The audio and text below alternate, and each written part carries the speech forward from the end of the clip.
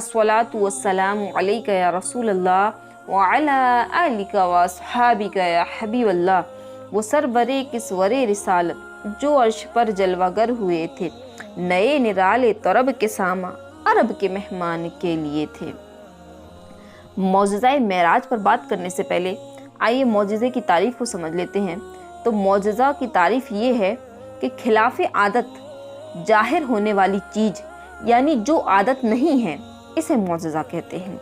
इस लिहाज से तो हर मौजज़ा ही काबिल ज़िक्र, काबिल तवज्जो और काबिल मदह है, लेकिन रब्बे करीम ने जो मेराज का मौजज़ा अपने हबीब सल्लल्लाहु अलैहि वसल्लम को अता फरमाया है, उसकी तो क्या शान है। रब ने हर नबी को उसके दौर में होने वाले मुआमलात के हिसाब से मौजज़े नवाजे। जैसे हज़रत मूसा अलैहिस्सलातु वस्सलाम को बहुत से मौजज़े इनायत फरमाए, लेकिन आपके दौर में चूँकि जादू बहुत उरूज पर था, इसलिए अल्लाह ताला ने आपके असा मुबारका व यदे बैजा से ऐसे मौजज़ात जाहिर फरमाए कि जिसको देखकर सारे जादूगर सजदे में गिर पड़े और आप पर ईमान लाए।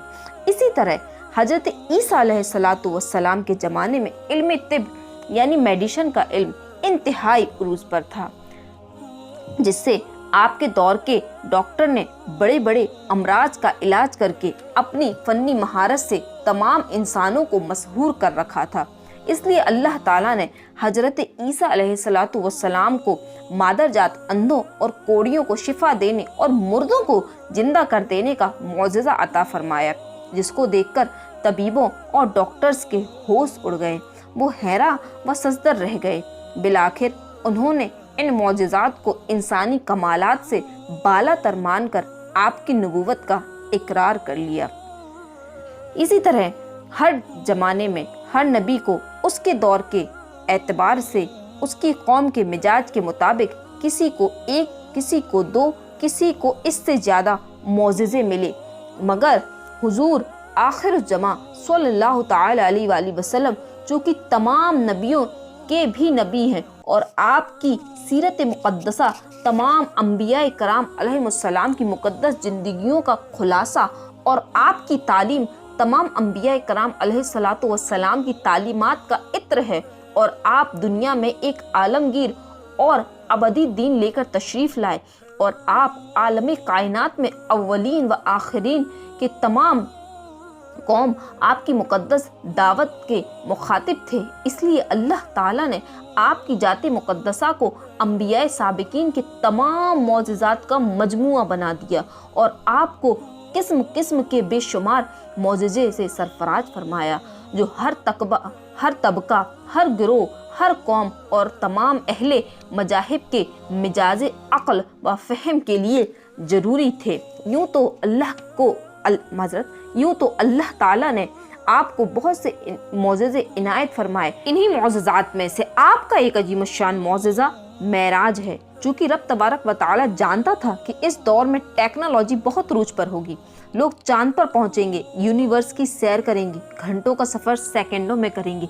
इंटरनेट जैसी तरक्की से लोग बहुत दूर होते हुए भी बहुत एक दूसरे के करीब होंगे। इसलिए अल्लाह ताला ने अपने हबीब अहमद मुस्तफ़ा मोहम्मद मुस्तफ़ा सल्लल्लाहु ताला अलैहि वसल्लम को मेराज का मौजज़ा अता किया। हमारे नबी सल्लल्लाहु ताला अलैहि वसल्लम की मेराज के सामने ये सब तरक्कियाँ, ये सब टेक्नोलॉजी पीछे रह जाती हैं कि आपने तो सिर्फ चंद लम्हे में ये सफ़र किया और वापस भी तशरीफ़ ले आए, जिससे आज इंसानी अक्लें दंग हैं और क़यामत तक रहेंगी। अब कुछ मुख्तसर सा किस्से मेराज सुनते हैं। मेराज की रात आप सल्लल्लाहु अलैहि वसल्लम के घर की छत खुली और नागहा हज़रत जिब्रील अलैहिस्सलाम चंद फरिश्तों के साथ नाजिल हुए और आपको हरम काबा में ले जाकर आपके सीने मुबारका को चाक किया और कलवे अनवर को निकाल कर आबे जमजम से धोया। फिर ईमान व हिकमत से भरे हुए एक तख्त को आपके सीने में उंडेल कर सिकम का चाक बराबर कर दिया। फिर आप बुराक पर सवार होकर बैतुल मुक़द्दस तशरीफ़ ले गए। बुराक की तेज़ रफ्तारी का ये आलम था कि उसका कदम वहाँ पड़ता था जहाँ उसकी निगाह की आखिरी हद होती थी। बैतुल मुक़द्दस पहुँचकर बुराक को आपने उस हल्की में बांध दिया जिसमें अंबिया अलैहिस्सलाम अपनी अपनी सवारियों को बांधा करते थे। फिर आपने तमाम अंबिया और रसूलों अलैहिस्सलाम को वहाँ हाजिर थे 2 रकत नमाज नफिल जमात से पढ़ाई। जब यहाँ से निकले तो हजरत जिब्रील अलैहिस्सलाम ने शराब और दूध के 2 प्याले आपके सामने पेश किए। आपने दूध का प्याला उठा लिया। ये देखकर हजरत जिब्रील अलैहिस्सलाम ने कहा कि आपने फितरत को पसंद फरमाया, अगर आप शराब का प्याला उठा लेते तो आपकी उम्मत गुमराह हो जाती। फिर हजरत जिब्रील अलैहिस्सलाम आपको साथ लेकर आसमान पर चढ़े। पहले आसमान में हजरत आदम अलैहिस्सलाम से, दूसरे आसमान में हजरत यहिया व हजरत ईसा अलैहिस्सलाम से, जो दोनों खालाजाद भाई थे, मुलाकातें हुई और कुछ गुफ्तगू भी हुई। तीसरे आसमान में हजरत यूसुफ अलैहिस्सलाम, चौथे आसमान में हजरत इदरीस अलैहिस्सलाम और 5वें आसमान में हजरत हारून अलैहिस्सलाम और 6ठे आसमान में हजरत मूसा अलैहिस्सलाम से मिले और 7वें आसमान पर पहुँचे तो वहाँ हजरत इब्राहीम अलैहिस्सलाम से मुलाकात हुई। वो बैतुल मामूर से पीठ लगाए बैठे थे, जिसमें रोजाना 70,000 फरिश्ते दाखिल होते हैं।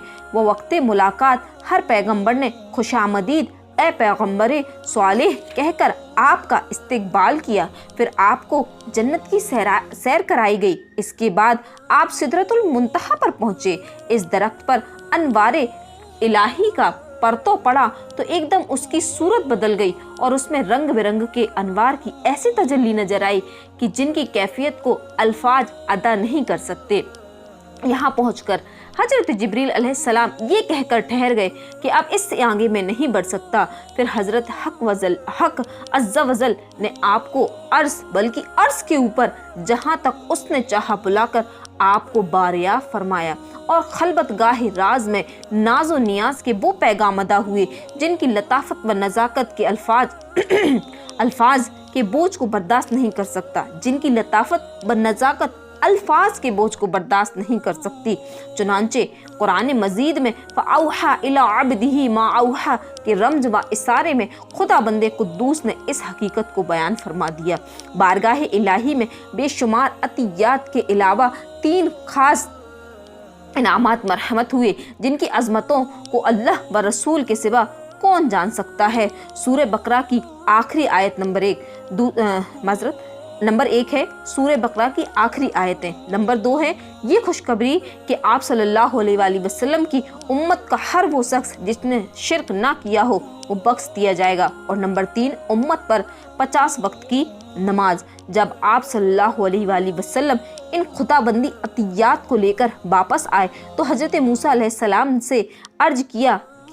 ने आपसे अर्ज किया कि आपकी उम्मत से इन 50 नमाजों का बार ना उठ सकेगा, लिहाजा आप वापस जाइए और अल्लाह ताला से तखफीफ की दरख्वास्त कीजिए।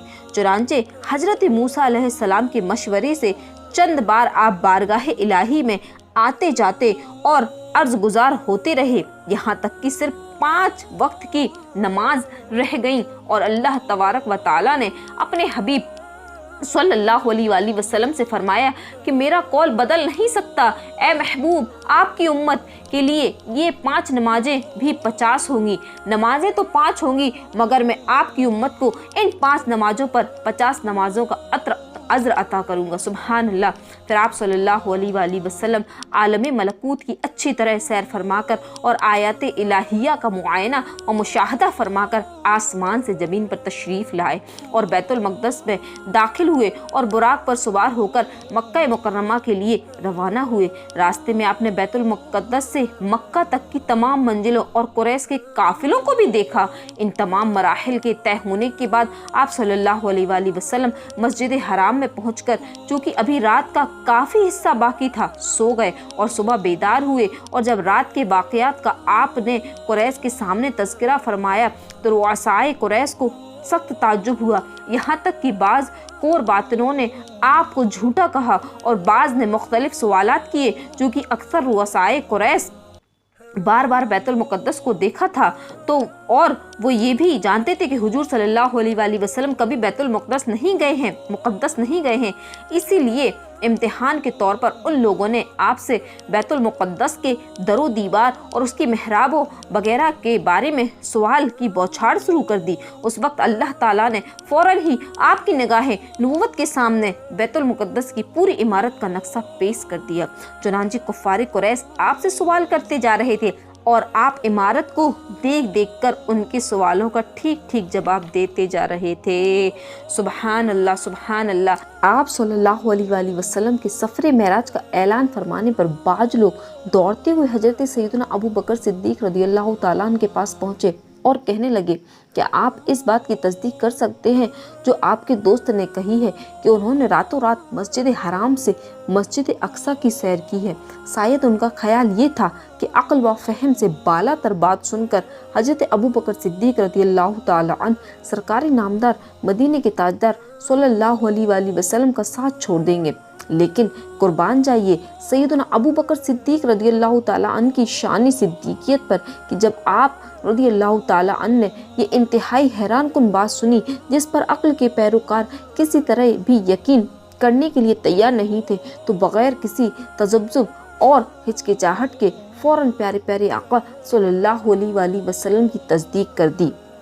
روایت میں ہے کہ لوگوں نے یہ بات سن کر آپ رضی اللہ تعالی عنہ سے دریافت کیا، کیا باقی آپ نے یہ فرمایا؟ آپ رضی اللہ تعالیٰ عنہ نے لوگوں سے دریافت کیا کیا باقی حضور صلی اللہ علیہ وآلہ وسلم نے یہ فرمایا ہے؟ کہا جی ہاں۔ ارشاد فرمایا یعنی اگر آپ نے یہ فرمایا ہے تو یقیناً سچ فرمایا ہے۔ لوگوں نے کہا کیا آپ اس بات کی تصدیق کرتے ہیں کہ وہ رات کو بیت المقدس گئے اور صبح ہونے سے پہلے واپس آ گئے؟ فرمایا جی ہاں، میں تو آپ صلی اللہ علیہ وآلہ وسلم کی آسمانی خبروں کی بھی صبح شام تصدیق کرتا ہوں، یقیناً وہ تو اس بات سے بھی زیادہ حیران کن اور تعجب خیز ہے۔ اسی دن رسول پاک صاحب لولاک سیاح افراق صلی اللہ تعالی علیہ وآلہ وسلم نے فرمایا یعنی اے ابو بکر، اللہ عز و جل نے تمہیں صدیق کا نام دیا ہے۔ روایت میں ہے کہ اس کے بعد آپ رضی اللہ تعالی عنہ صدیق مشہور ہو گئے۔ سبحان اللہ، سبحان اللہ۔ کیا بات ہے ابو بکر صدیق رضی اللہ تعالی عنہ کی کہ آپ نے کس طرح جو ہے وہ تصدیق جو ہے وہ فرمائی۔ کافر سوچ رہے تھے کہ آپ جو ہے وہ کسی طرح جو ہے وہ مطلب کہ آپ منع کر دیں گے یا انکار کر دیں گے کہ یہ نہیں ہو سکتا ہے، کچھ بھی انہوں نے سوچا، لیکن آپ نے جو ہے وہ اس کی تصدیق کی۔ اللہ عز و جل ہمیں فیضان معراج جو ہے وہ نصیب فرمائے، معراج کی برکتیں نصیب فرمائے، آمین بجاہ النبی الامین صلی اللہ تعالی علیہ وآلہ وسلم۔